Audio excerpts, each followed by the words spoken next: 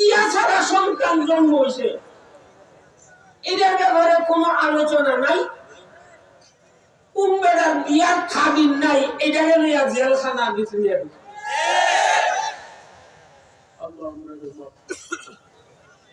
আমি খুশি,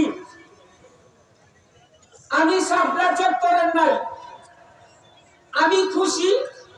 আমার আর বিচারের দরকার নাই। আমি যেদিন দেখছি বাংলাদেশের প্রধান বিচারপতি সিলেটের এক জঙ্গলের ভিতরে কলা পাতা ঘুরছে, এই দিনে আমি বলছি যে আমি শান্তি।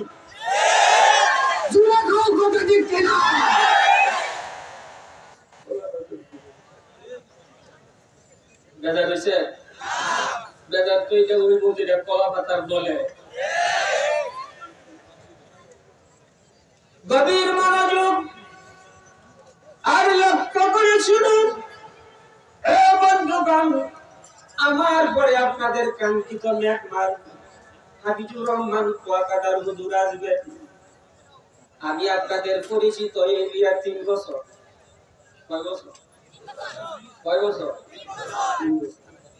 আপনারা আমার মায়া করেন, আমিও আপনারা মহব্বত আইব।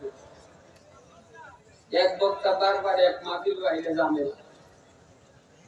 কারণ বক্তার বেড়ে ওয়াজ থাকলে আর কত তাহে 2-3টা আইটেম লইয়া বর্তমান বক্তারা নামে এদিনে ঘুরাইয়া বেড়াইয়া এদিন চলতেছে।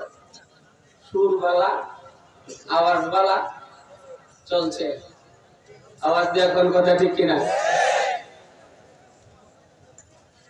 কিন্তু আমি প্রথম বর্ষ কি আলোচনা করছি, দ্বিতীয় বর্ষ কি আলোচনা করছি, আজকে কি আলোচনা করব, আমি একটু ব্যতিক্রমশীল ভাবে আমি স্মরণ রাখি যে গত বছর এই মাহফিলে কি আলোচনা করছিলাম আমার স্মরণ আছে।